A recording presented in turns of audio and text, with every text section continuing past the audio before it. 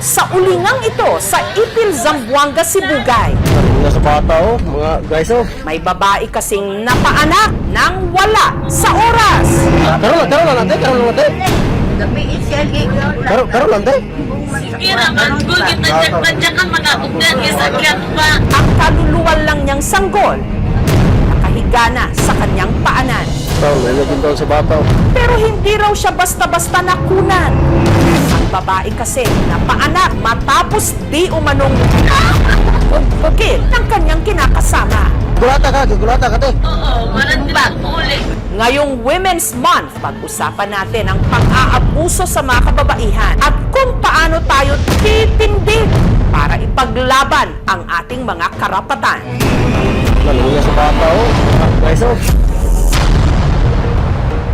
Kwento ng tinderang si Ederita na mataan pa raw niya sa labas ng kanyang tindahan ang babae na itago natin sa pangalang Marie na nakikipagtalo sa kinakasama nito na itago naman natin sa pangalang Greg. Sabi ng lalaki, uwi na tayo sa bahay. Sabi ng babae, di ako umuwi doon. Ang babae di umuwi, dyan siya nakatulog. Maya-maya si Greg sinundo ulit si Marie. Binuhat niya, nilagay niya sa bangko ng tricycle. Pero si Marie nagtangkang tumakas. Hanggang dito na sila nagpang-abot. Sinuntok niya sa tiyan, nakahiga na siya dito, tinadyakan siya. Sunod na lang niyang nabalitaan si Marie nanganak na sa kalapit na ulingan. Karoon lang natin. Karoon lang natin. Si Marie tuliro habang nakasalampak sa lupa. Gulata ka te. Oo, walang uli. May naging doon sa bata Habang ang sanggol na kanyang iniluwal, wala ng buhay. Patay na dahil ulang siya ng ulan. Hina yung katawan niya. Namutla siya. Premature labor, pag ang placenta nag-rupture yun, halimbawa nasipa, makukunan ng isang buntis. Kasi nawala yung kanyang source of oxygen. Natunto ng aming team si Marie sa Barangay Veterans Village. Inatsakan ako, sinipa-sipa ako. Sakit. Nangagisi, ako man ang ngapla. Sakit kayo, Ang nag-aalaga sa kanya, ang kanyang nanay Alicia. Iba na ang iyang pangisip bitaw. Sagad pangsaba, anak na. Dili jud dati nga na akong magulang sa una ma'am kay kuan kay na siya ma'am butan. Butan man na. Plangga kay mihanan niya sa una. Nakilala raw ni Marie si Greg nung naging service volunteer siya sa isang ospital kung saan din ito nagjo-duty. Nagkamabutihan daw sila hanggang nagkasundong magsama sa iisang bubong. Pero kalaunan, lumabas daw ang tunay nitong kulay. Ano yung narinig ko dyan sa kanto na magkasama naman kayo ng lalaki mo, ha? Mainitin talaga, tapos madaling mapikon. Ano ka rito? Kwento lang nga gamay na ipalaki niya. Kahit wala siya, hindi siya nakainom. Nananakit talaga. Bigla lang siyang magapak. Anong bato daw ba ang gabi ito? Sara ka niyo. Aka ni katuning na bundak siya. May kasi. Kay Bambo, hinampas. Hindi siya dili, may mga pasa, anak. Maglain among dughan ma'am kay di naman mi kakaya maglantaw sa iya kay puro sa pasa ana. Hanggang sa nabalitaan na lang din ni Alicia na ang kanyang anak na paanak nang wala sa oras. We filed 2 cases against the suspect. RA 9262, the Anti-Violence Against Women and Children. Section 5, the psychological abuse. And the number 2, ma'am, is an intentional abortion. Ang nagkasala ay maaaring maparusahan ng pagkakakulong ng 1 buwan hanggang 20 taon. Meron din itong multa na hindi bababa sa 300,000 pesos. Si Greg tumakas at nagtago. May warrant of arrest na na-issue sa ating suspect. Ongoing pa po ang paghahanap sa kanya. Para matulungan naman si Marie na maproseso ang mapait niyang karanasan, inilapit siya ng aming team sa isang psychologist. She is presenting symptoms with depression, anxiety, emotional distress due to the impact niya ng violence ng partner niya. She has still to undergo proper assessment. She can go counseling or psychotherapy. If she needs medication, we can refer to the psychiatrist. The handling social worker will monitor her situation in coordination with the handling medical doctor po. It's a series of intervention na kailangan po namin ibigay hanggang sa ma-okay na po siya. Sana makulong. Gusto kong lumaban para makuha ang hustisya para sa anak ko.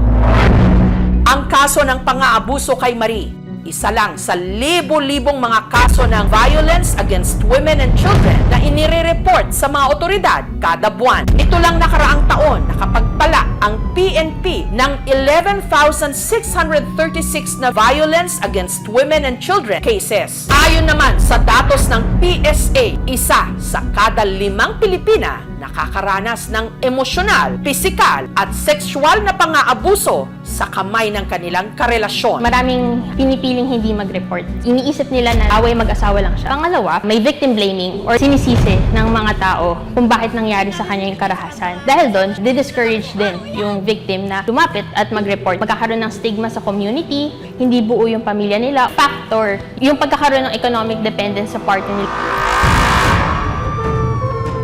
Ang katahimikan naman ng gabi sa barangay na ito sa Hirona, Tarlac, nabulabog kamakailan nung umalingaw-ngaw ang isang sigaw. Hiyaw ng isang babae na sinilaban ng buhay habang siya'y natutulog. Nakita ko yung anak ko, nasusunog na. Ang biktima, si Rose, at ang may gawa nito, walang iba, kundi ang kinakasama niyang si Jose, hindi niya tunay na pangalan. May sumisilip-silip na tao dyan. Talaga pong siya ang pinuntirya. At ang nagtulak di mano kay Jose para sunugin si Rose, selos? Maayos naman daw dati ang pagsasama ng dalawa. Nabiyayaan pa nga sila ng 2 anak. Pero gaya ng ibang magkarelasyon, meron daw silang mga hindi pagkakaunawaan. Anong ginagawa mo dito? At ang madalas daw nilang pagtalunan, ang pag-inom ni Jose. Intindihan mo ako? Wala siyang trabaho. Ginugutom yung anak ko. Si Rose pangaraw ang kumakayod para sa kanilang pamilya. Madadat na niya asawa niya nasa inuman, sa sugalan. Hindi po talaga siya kumikibo. Kinikimpin po talaga nila. Kaya naggulat na lang daw sila nung nabalita ang gusto na ni Rose na makipaghiwalay. Mayaw na nga yung anak ko eh. Hindi na sila okay. Kasi nananakit nga siya. Mag-boyfriend pa lang sila. Sinasaktan na yung anak ko. Ginawa daw. Kinuwelyuhan tapos sinakay ng gano'n. Nitong nakaraang buwan, bumalik na si Rose sa poder ni Erlinda. Pero nitong February 4, Nasaan ang mga bata? nung kukunin daw sana ni Rose ang mga anak niya kay Jose, Bakit ka ba hanap ng mga bata? Kanina ka ba nakahiga dito? nagulat na lang daw siya nung di umano. Muli siya nitong pinagbuhatan ng kamay. Sinara yung pinto, tapos sinaktan na si Rose. Pinagsusumpok ng gano'n, tapos dito nga. Tapos sinakay niyang ganyan. Ang pagawin niya dito, meron siyang pasa. Sabi ko sa anak ko, bakit mo naman nagawa yun? Pinayuhan ko, huwag kang mananakit. Ang insidenteng yon, ipinablatter ni Rose sa barangay. Kinabukasan po is pupunta po sa lugar po ng lalaki para makapag-file po ng formal complaint po. Hindi po sila dumating. Pero ang alitan mas lalong naglagablab nung abutan ni Jose si Rose sa bahay ng kanyang biyanan na may katabing ibang lalaki. Katrabaho niya po yun. Ang alam ko lang, sinasamahan lang siyang pauwi dito. Dito na raw sinilaban ni Jose si Rose ng buhay. Pati ang katabi nitong lalaki. Kita ko yung anak ko, nasusunog na. Yung katawan ko, talaga pong siya ang pinintirya. Si Rose nagtamo ng 3rd-degree burns sa halos buo niyang katawan. May mga iba na abot hanggang buto ang sunog sa kanya. Matindi at malubhang pagkasunog. Ay, tubig ko. Makasaksaktinin mo. Ha? Tubig yung Gatas. Sabi na rin sa akin ang doktor, yung ganyan na urin sunog talaga walang ligtas. Pero yung nangyaring ito, hindi ko na matanggap.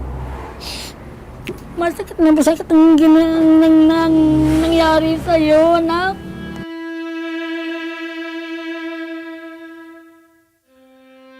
Hindi ka man pinagluluto dito dahil natatakot kang mapatalsi ka ng mantika. Ngayon, apoy naman pala yung aabno sa'yo. Kinaumagahan, si Jose sumuko sa mga otoridad. Selos daw ang nagtulak sa kanya para silaban ang dati niyang kinakasama. Kahit po nagkamali yung anak ko, hindi dapat ganyan ang ginawa niya. Hindi makatao. Umiyak na lang po ako. Mali talaga yung ginawa niya. Ang lalaking katabi ni Rose na sinilaban, nakaligtas. Habang si Rose makalipas ang 2 linggong pakikipaglaban sa ospital, tuluyan ng binawian ng buhay.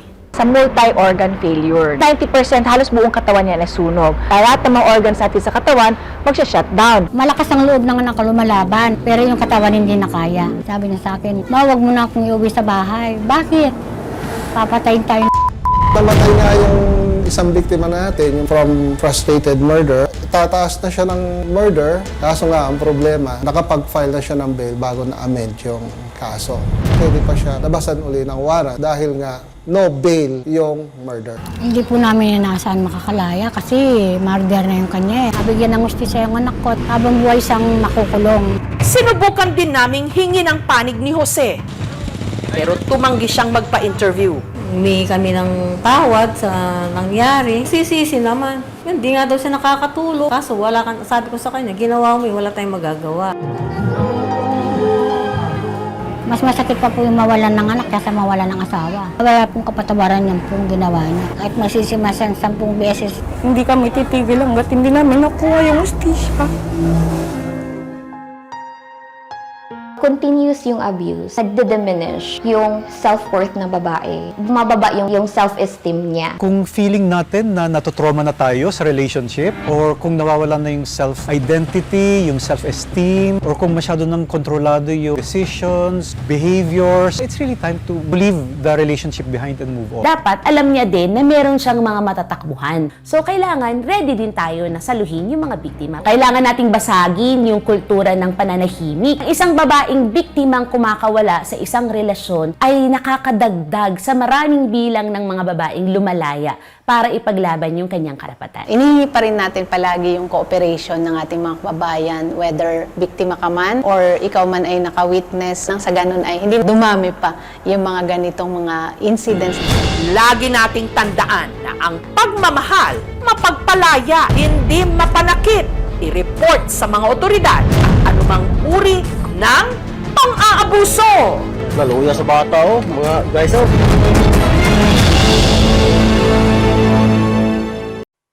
Thank you for watching, mga kapuso. Kung nagustuhan niyo po ang videong ito, subscribe na sa GMA Public Affairs YouTube channel. And don't forget to hit the bell button for our latest updates.